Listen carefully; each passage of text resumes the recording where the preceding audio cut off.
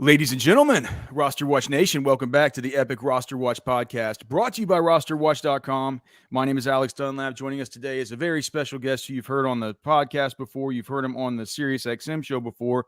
His name is Davis Mattek. You can find him on Twitter at Davis Mattek. He's the host of the I'm not sure. Would you consider yourself, I guess, a host of the Swolecast? Sure. You know, a co-host, sure. A heckler and a carnival barker over there. And also he's the host of the TakeCast. You can also find him on Sports Grid on the Fantasy Football Podcast, the Sports Grid Fantasy Football Podcast, and Fantasy Sports Today on Sports Grid TV. Davis, how the hell are you doing, brother?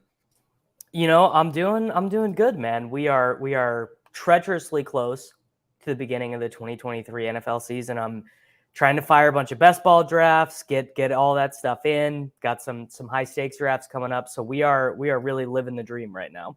Has the flip switched for you from best ball to season long managed leagues? And just, I know I didn't put this on the show sheet, but I'd be interested just to hear from you any differences that you've observed. For me, my biggest observation was just how the roster construction is just so different. You really got to get your mind in a different headspace. It is extremely different. So I've done one slow main event. I think we're in like the 15th, 16th round of that right now. So it's about done. And got a home league draft coming up, and we'll probably do like 3 or 4 more FFPC main events. So we're getting there. Not fully switched yet. I got about probably like 100 more best ball teams to draft. So we're closing that chapter and beginning the season long chapter for sure. Yeah. Well, all right. So let's talk about a couple, these takes are kind of just player related takes, but clearly from the best ball angle, from the season long angle, whatever, I don't think it really matters about your concern regarding Jonathan Taylor. It's the same for everybody. What is your level of concern right now with that situation? What do you think about it? Like, what's your, like, I know you have some kind of Jonathan Taylor take. Like, what's your take on this? Yeah, I mean, I think a vast majority of his scenarios have him playing, I don't know, let's call it 14 games or more. Maybe he holds out for a game, maybe he holds out for 2 games, but the stakes are too high for him personally of losing a year of service. And, we got that report that the team was considering putting him on the non-football injury list, which would mean that he is not going to get the vested year of service time. That is the worst case scenario for him. And it's just really, I mean, it's unfortunate. I think that all these guys should get paid. It's definitely something like the nerds have taken over. The nerds have won. No one wants to pay Jonathan Taylor. No one wants to play Derrick Henry. But these guys get tackled 300 times a year. Jonathan Taylor is the best player on the Indianapolis Colts offense, relative to other players at his position. So it's unfortunate, but I've seen a bunch of drafts where he's slipping into the 3rd round, the 303, the 304. And you know what? You're probably going to lose your fantasy football league anyways. You got an 8.3% chance to win it.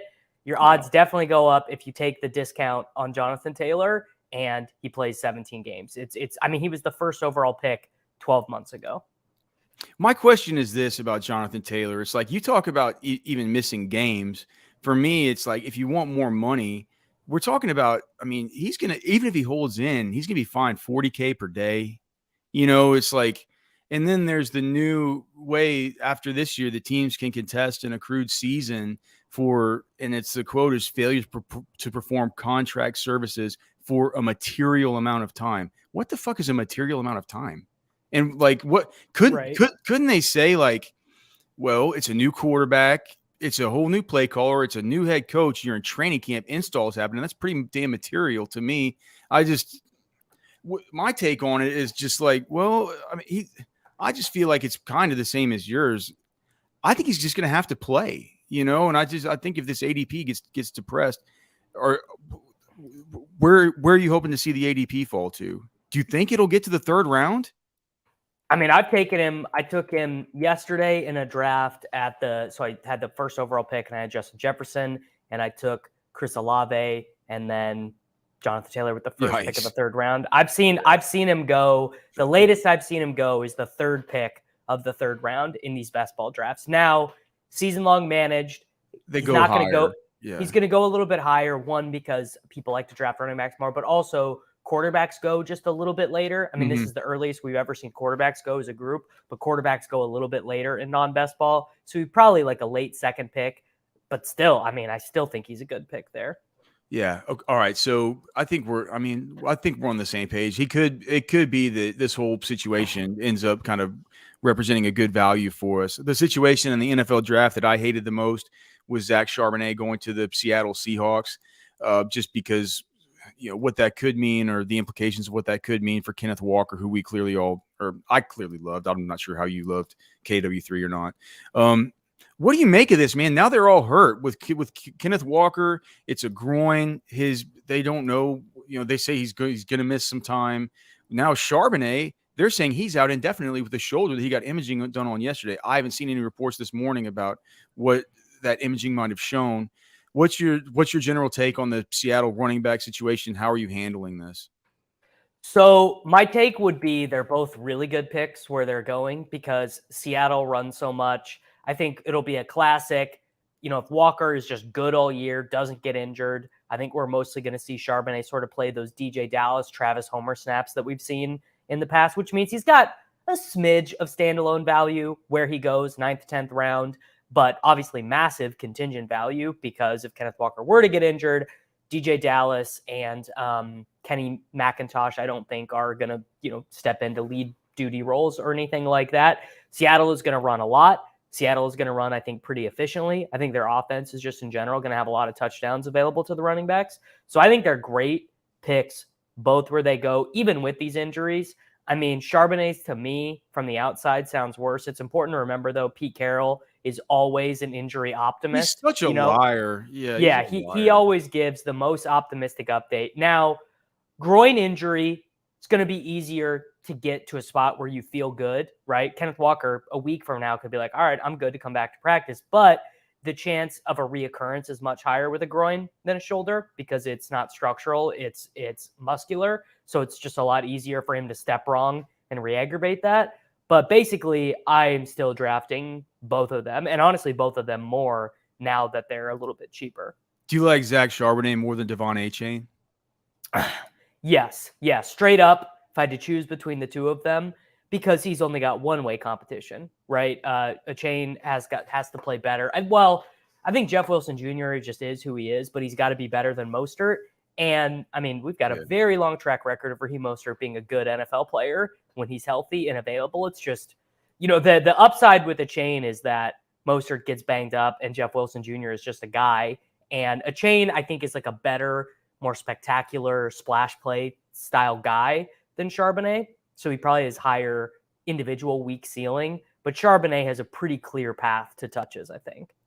I think looking back at the conversations we've had, they'll show that, you've been right about stuff. I've been right about stuff. There've been stuff we've been wrong about. Like you were more right about Ramondre than I was. Ramondre Stevenson. You've always been on that bandwagon. I see the OU helmet behind you. I'm not sure how much that played into your initial we didn't love him that much at Oklahoma. Actually, he wasn't really our favorite guy at Oklahoma. So my question is, it's like, how do you, you came on here last year and said that, you predicted the huge breakout. The usage was certainly there. Like everything was going right with it. Right now, does it feel to you, with all these dusty old running backs they're bringing in, like Zeke, they bring in Fournette, does it feel to you like they're going to bring in somebody to kind of swindle him a little bit? And where are you right now on Stevenson? So Zeke, I actually think that would be a win for Stevenson if they signed him, because he's basically just going to be like passing down back. Maybe they give him a little bit of goal line work here and there. But Fournette, I would basically be like, I don't think I can take Stevenson where he's going, because Fournette's got enough juice. And the annoying thing about Fournette, and I learned this with Ronald Jones when I was all in on him 2 years ago, is Fournette doesn't really make mistakes. He doesn't really fumble. He never really whiffs a passing block. And he can play.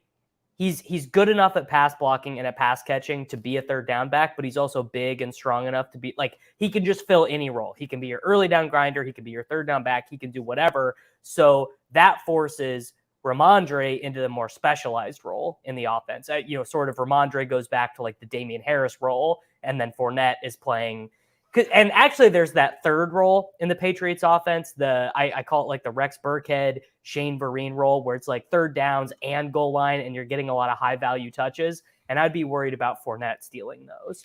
So, but on Ramondre specifically, in season long, I'm not. It's been a while since I've been hyper focused on best ball ADP, but in season long, he's going right at the 2-3 turn. Are you comfortable with him there in PPR? Is that about? I mean, does that sound right to you? Does it sound high? Does it sound low? It sounds about right to me right now, based on the knowledge we have. But I found him to be a harder click because of the Fournette stuff. If Fournette signs, I think Ramondre is like a 4th round pick right away. Like, I think he should go right around where Breece Hall goes, maybe. And the other thing is, on a lot of my teams, Tony Pollard is the guy I've drafted the most this year. So a lot of the times I don't need a running back. Like, actually, a lot of the times I'm needing a wide receiver right there. I'm needing a Metcalf, a Debo, a Ridley, a T. Higgins. So I'm not taking a ton of Ramondre. Yeah, and like that sounds more like if you're talking about the T. Higgins stuff, it's like that's best ball land, right? I think in the season long leagues, if you go something like that and take reach a little bit on Pollard, sometimes Olave and Jalen Waddle and stuff fall to that 2-3 turn. Yes. Okay, so what about speaking of Olave? Are you into him? Like, I just feel like with the New Orleans Saints, it's easy to paint a rosy picture for a whole lot of these guys. Whether it's Kendre Miller super late in drafts, whether it's maybe betting on the situation with Alvin Kamara coming to a head this week and not being as bad as people suspect, with him going to visit Roger Goodell and speak with him personally. Michael Thomas is back in full pads. Dennis Allen yesterday was talking about how it's been so encouraging to see him looking like himself. Of course, Olave, he's Olave. I don't know. It feels like there's a lot of places you can look with this Saints offense. Are you into any of them? And if there's one Saint you like best, who would that be? If the one Saint I like best is actually Rashid Shaheed. He's just stone free. Yeah. So the way and the reason why, obviously, if he is the Saints wide receiver 3, I don't think you want him. But Michael Thomas hasn't played a full season since 2019 or whatever. So he is the immediate fill-in. And it's also a little bit of like a difference between season long managed and best ball, because season long, you're never really going to know when to start Shaheed, right? It'll be like, he'll be the classic Lee Evans.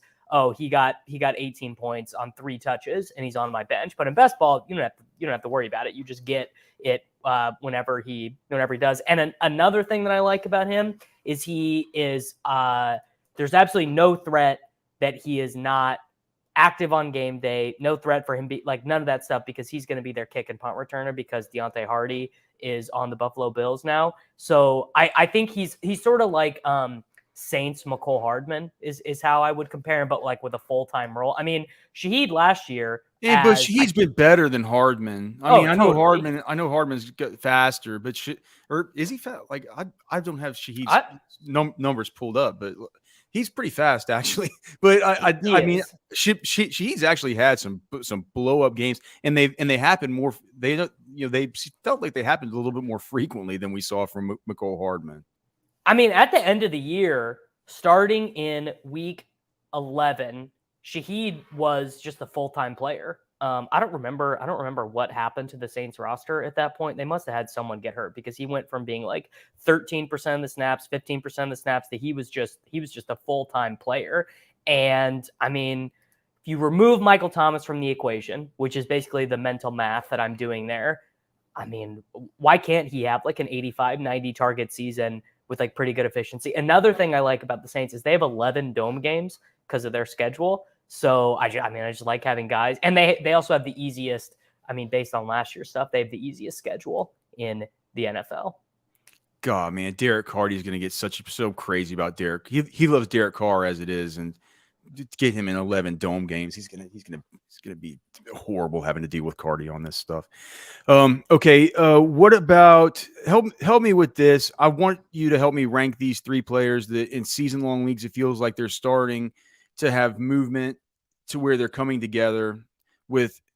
And I can see why with Javonte, because here's the thing. Javonte Williams is moving up because he's he's cleared and he's cleared for contact. James Conner feels I don't know why it feels like he's moving up, but he is. And then the same is true for Rachaad White and David Montgomery. I don't know what the steam is on Montgomery, but I do know it feels like the steam on Rachaad White is that there's basically a clear RB2 battle behind him going on between Keyshawn Vaughn and Sean Tucker. And it's like nobody even talks about the fact that it's like Rachaad White's just the undisputed starter. So between those four guys, how do you rank them if you're looking to pick up your running back in season-long managed leagues and maybe your RB2 in round 6 or so? Like how do you stack them up?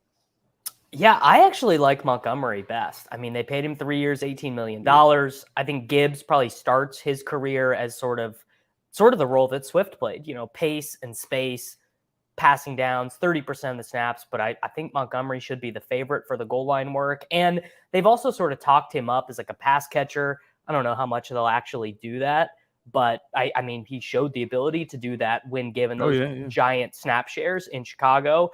Then probably Javonte, just because it seems, and I know that practice clip of him the other day with that bulky knee brace on looked so brace. bad. It's a big brace. Yeah. But I mean, he's ahead of schedule, right? I mean, the expectation would have been for him to be on the physically unable to perform list, but he's out there, he's practicing. Doesn't mean he can't get put on it, but and all the Denver beats, and I've got issues with the Denver beats. They've missed a lot of stuff that has killed me in the past, but all the beats say, one of the things the new coaching staff is doing to get Russell Wilson to just complete more passes and take less negative plays is throwing way more to the running backs, which is something they started doing last year before Javonte got injured. Then they kind of weeded that out of the offense.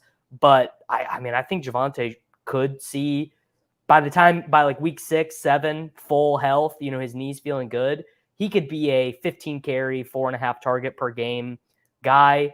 Then, I mean, to me, Rachaad White and James Conner are the same dude, right? It's basically just like a guy who projects to get 70-75% of the work. They feel more dead zone-y than the others? It's just like, they're going to be on terrible teams. Their teams are not going to score points. Their teams are going to struggle to complete passes. Like now, if Kyler's ahead of schedule, if Kyler's back in week 5, then you'll feel dumb for passing on James Conner all offseason. But if it's week 9 and Kyler's still on the sideline wearing the headset instead of suited up and Colt McCoy and Clayton Tune are running the offense, then, you're just going to get a lot of 19 carry, 64-yard, and weeks where James Conner scores a touchdown, he'll be a guy you wanted to start, and weeks where he didn't, you won't want to have started him. Yeah, that's a brutal way to spin it, but you could definitely see that occurring. What about these wide receivers? If you could help me rank these guys. Calvin Ridley, who's just, I mean, it feels like there's not, I mean, the helium and with this dude has been unlike anything I can really remember. And I can sort of see why. I mean, the clips look good, but it is just clips from practice. Calvin Ridley, Amari Cooper, who we haven't seen as much from because he's been out and hurt. And then Deebo Samuel. Feels like the quarterback situation at least looks a little bit better than we would have anticipated for the 49ers at this point.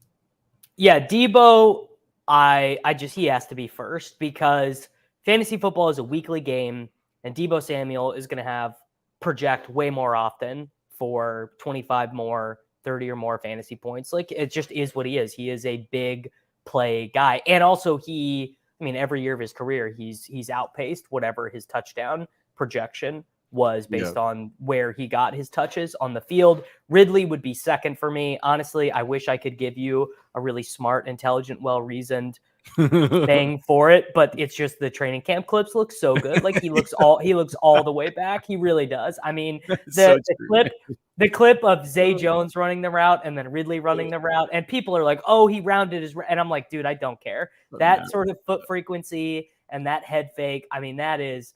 You can't teach that. That is all pro, all world level stuff. And, if Trevor Lawrence, and he got a lot better year 2 over year 1, if he is, he was the best quarterback prospect since Andrew Luck. He was, unquestioned number 1 overall pick. Like if he takes another step, that whole offense is going to look way better. Ridley could be like 130, 140 targets in a really efficient offense. And then Cooper for sure is number 3 there. I just don't really like Amari Cooper's situation. I think Elijah Moore is really good. That doesn't seem to be that popular of an opinion anymore, but I think Elijah Moore is going to eat into his target share. Yeah. And Another thing is that Browns stadium is in, northeastern Midwest. The It's right wind next is to a lake. The wind is a real problem. Like, there was 3 games last year where the total for a Browns home game got, I want to say, below 34. It's bad. Those guys were unplayable in those games. In anybody in those games, just like 40 mile per hour sustained winds and stuff. Like, who can live like that? Okay, he's Davis Mattek again. You can find, and that's spelled Mattek. If you didn't know, you can find him on Twitter at Davis Mattek. Of course, you can see him on the Fantasy Sports Today show on Sports Grid TV, also the Sports Grid Fantasy Football Podcast, along with the Swolecast and along with the Takecast. Again, you can find links to all that stuff on Davis's Twitter, and please make sure and go give him a follow at Davis Mattek. All right, Davis, we got two big questions for you before you get out of here. Same question I ask you every year. You got to tell me one guy this year who will, like, you're sure it's a 100% fact. It's just going to happen. A guy that's going to smash at his ADP. I mean, it's a little bit of a cop-out, so I'll give you 2. The first one is Tony Pollard. I think everyone just sort of universally agrees with that. I mean, the Cowboys had 529 rushing attempts available to running backs last year. So even if they sign Kareem Hunt, even if they bring Zeke back, even if they're giving Malik Davis some goal line carries or whatever, I just do not think it matters. Pollard is going to have the most touches of his career this year. He is a distant scorer, very similar to Deebo Samuel. He's also a little bit bigger than people think. There's sort of this narrative that he's like, this guy's like Jahmyr Gibbs. He's 195 pounds. Or no, he came in the league at 208. He's like 212 or 215 now or something. Yeah, he is. And he also, I think another thing is, every year of his career before this, he knew what his job was going to be, which was he was going to be a spellback. He was going to be third downs. He was going to be catching passes. He's had 6 months now to train his body to be ready to get tackled 300 times this year. I think he's going to be ready for it. I think Pollard is going to completely kill it. I'm super excited for him. And then, because that one's so easy, I'll give Tyler Lockett as the 32nd wide receiver off the board. I mean, it's just free money. Agree with your takes this year, Davis. I really do. This is great. Lockett is just going to smash. I think but I'm sorry. I didn't mean to interrupt. No, you're right. It's really just as simple as Lockett has been discounted each of the last 3 years because first it was Metcalf, then it was Geno Smith and Age, and now it's Jackson Smith and Jigba. And I mean, I think JSN can be a guy who earns some targets down the stretch and maybe plays a little bit earlier than we think. But I mean, the offense is just going to be good. It's just going to be efficient. We've already seen Geno play at a pretty high level. And even when Geno started to drop off in the second half of the season, he started so strong the first 8 weeks of the season and then dropped off. It didn't really impact Lockett's range of outcomes all that much. In fact, he had his biggest game of the season in a game that Geno played pretty bad against the Rams in week 13. Like, I just am not worried about Tyler Lockett. All right. And now the other side of the coin. So just like a certainty. This is absolutely a fact. It's certain. This guy at his current ADP is going to bust. Busto. Do not draft list. Absolute worst pick you can make in fantasy. This is a little bit harder. I mean, the first one, probably the same one that I had last year, actually. If I had to go back, I think it was probably Najee Harris. But Najee Harris is the running back 13. We saw this happen with Clyde Edwards-Helaire. Year 3 for a first-round running back, if they haven't been very good, the team is basically just done giving them touches because they were a first-round pick. We got Jalen Warren, who looked really good in limited action last year. Also think the Steelers are probably going to be a little bit more pass-heavy this year 2 for Pickett. And they have these 2 really good wide receivers, Deontay Johnson and George Pickens. They have a tight end they really like. So that would be the number one. And then I love the player, love DJ Moore, always have, but I just do not see enough available targets to find a reason to take him over Brandon Ayuk, over Deontay Johnson, over Chris Godwin, over the 2 Seattle guys. Like, it just feels like he's going about 10 spots too high.